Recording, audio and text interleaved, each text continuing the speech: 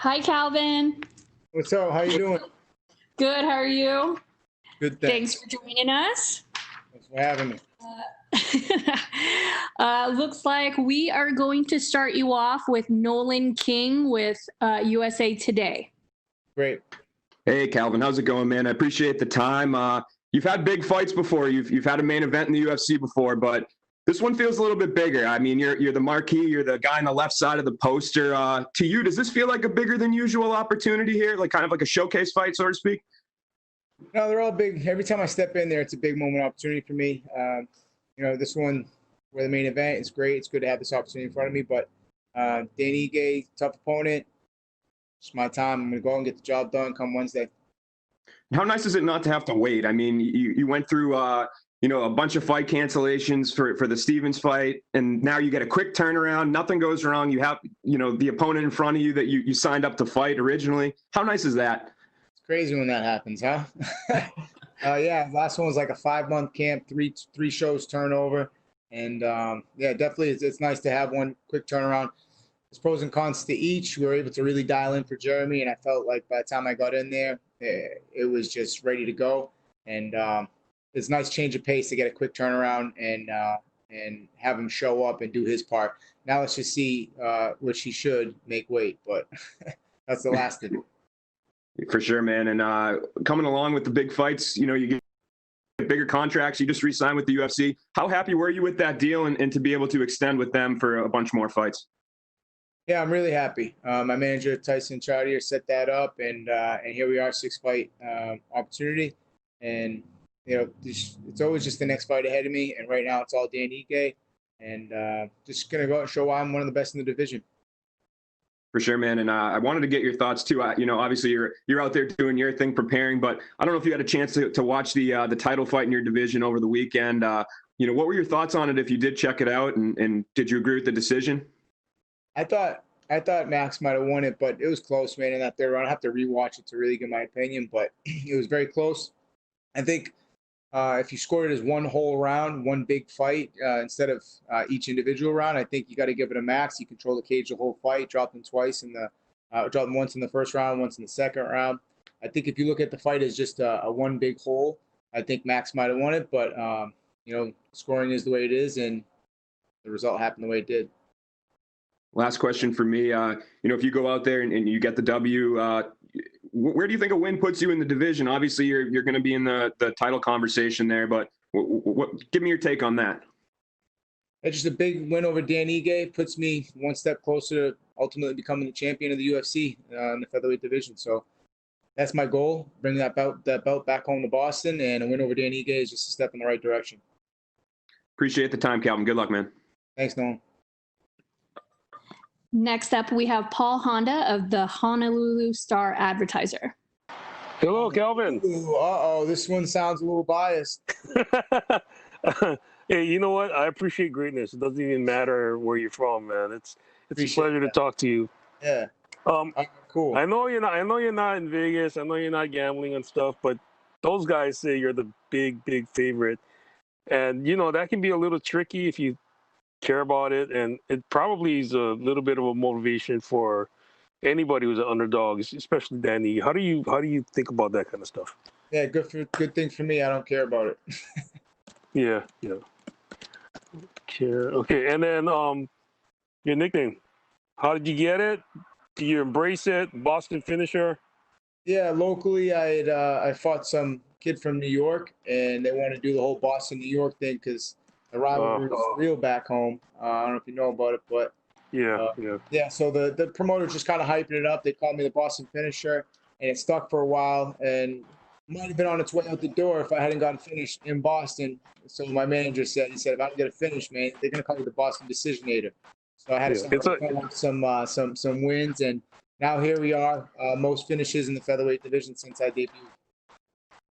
It's interesting too. Your background as a wrestler. Dan began as a wrestler, and his high school coach told me he started a little bit late. He started as a junior in high school. But you get to this point, now you're known as one of the best punchers in UFC or in the featherweights. Can you describe what that process is like to go from wrestling to becoming a great puncher and Do you still have some of that stuff in your bag of tools that might show up on Wednesday? Yeah, definitely. When I wrestled in high school, I was always a scrappy kid, and never the most technically sound. But I felt like everybody I lost to, if I could have just punched them in the face, I could have won. You know. And here I am. Fast forward this many years later, I found my sport, and I feel at home. Okay. Well, thanks very much. It's a pleasure. Best wishes. All right. Good talking to you. Thank you. Next, we have Damon Martin with MMA Fighting. Hey, Calvin. Dan has made a lot going into this fight. The respect he has for you taking this fight, considering he's behind you in the rankings. I don't think you're a guy who really turns down opportunities, but do you appreciate that, he kind of said that and he kind of, brought it up that you didn't have to take this fight? Yeah, it's what it is, man. I'm here to compete against the best guys in the world. Dan's done what he had to do to the last 6 guys here in this shot too. So I think we're similar in the fact that many people overlooked us and didn't think we'd have this opportunity ahead of us. And many people probably doubted us along the way. And here we are. Is the main event, Abu Dhabi, Fight Island. So now it's just simply me going out and showing why I'm the better fighter. Kind of a similar question I asked to Dan. You guys are fighting, for a second time during this kind of pandemic.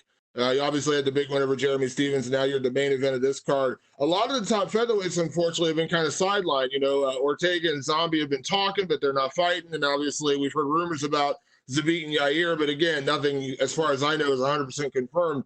I mean, were you happy to stay active? It is also frustrating that some of the top guys aren't as active. Nah, man, that's it. There's a lot of talking going on and not a lot of fighting. And I think you see guys like Dan Ige, myself, wanting to be busy. It shows who's hungry, and that type of mindset pays dividends in the long run. So, people can stay inactive as they want, and we'll catch up to them all eventually. You've mentioned about what kind of finisher you are, and one thing Dan has shown in all his fights is he has incredible toughness. He took some shots from Edson Barbosa that probably would have put a lot of guys out. Do you enjoy facing that kind of guy, and does it kind of raise the level of challenge for you to go out there and get a finish over a guy like Dan, who has been shown to has shown incredible durability? Yeah, Jeremy Stevens showed incredible durability over the course of his career as well. But I just take what these guys give me. I go out and fight like I fight, and finishes come. I try not to force them, and just my style of fighting. If I see the opportunity, I strike, and we'll see how Dan Ige holds up to that. And last question for me. Again, you're not looking past this fight. I'm not looking past this fight. But if everything goes well for you on Wednesday night, do you want to stay active? And if those guys are out there and they're not fighting, is that kind of the hope? Maybe get that rematch with Zabit in a main event again, 5 rounds this time, something like that. Is that kind of the idea? Would you like to have a very busy schedule, assuming everything goes well for you this weekend or this Wednesday? My goals post Zabit fight were just to go 3-0 this year. I started out with Jeremy. I have an opportunity with me on Dan Ige, so the quick turnaround kind of got me right back on pace with my goals this year, and with shit, my bad. What is it? I'm sorry. You said 3-0. It's all good. Fuck me out.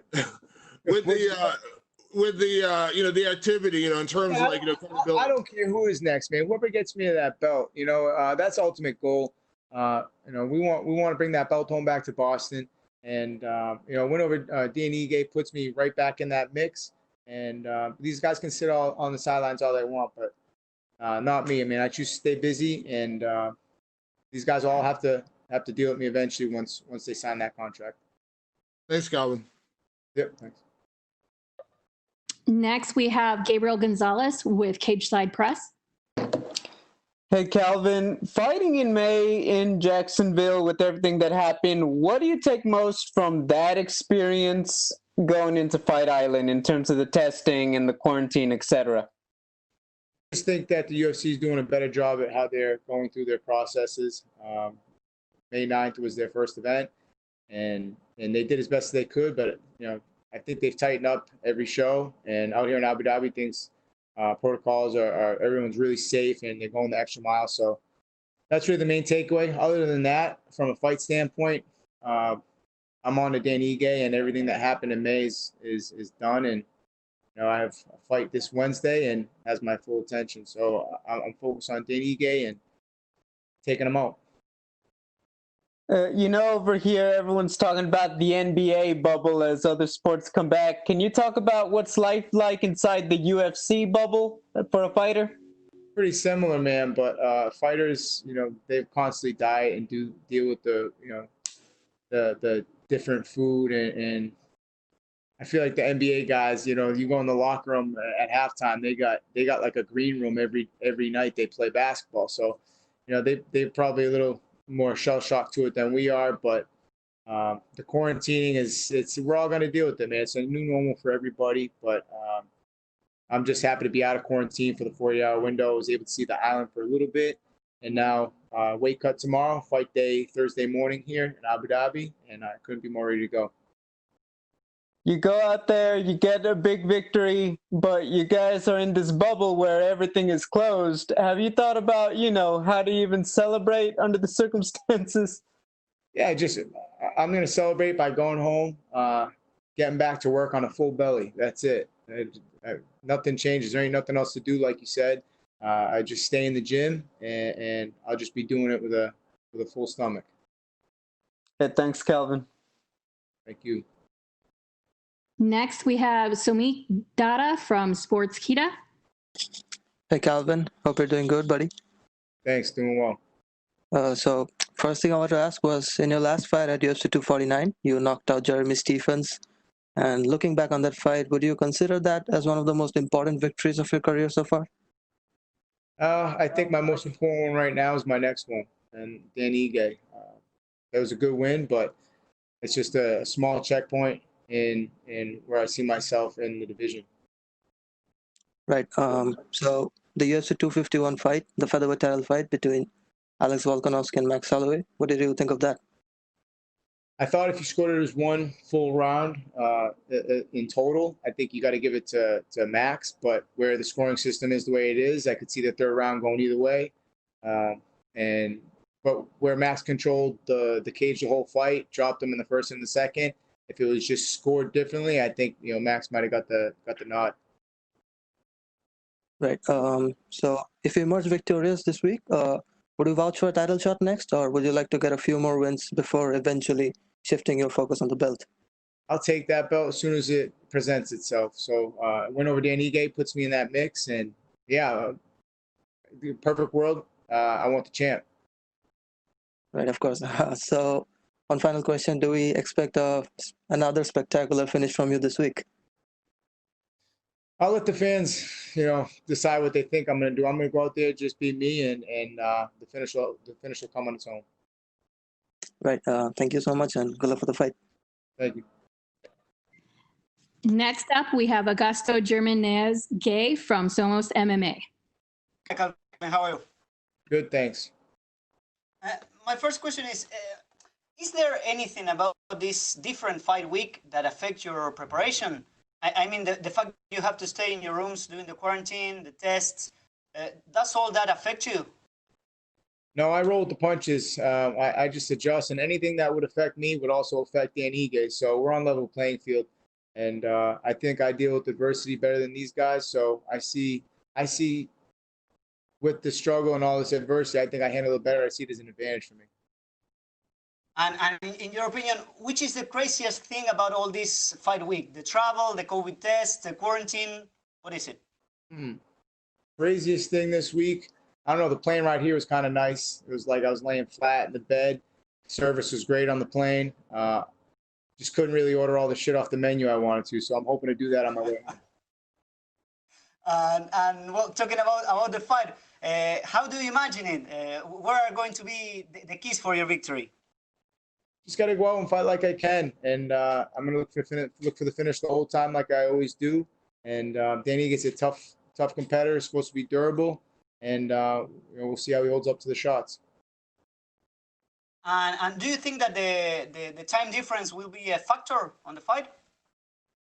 No, and if it is, it's going to be a factor for him as well. If anything, it's better for me the way the timings worked out. But I don't get lost in that stuff. When we step in that octagon, it's just going to be simply who's the better fighter, and I'll get my hand raised at the end of the day. Okay, thank you very much, and good luck on Wednesday. Thank you. Thursday here, but All right, Calvin, that's it for you. Thank you for coming in. All right. Good luck. Appreciate you. All right.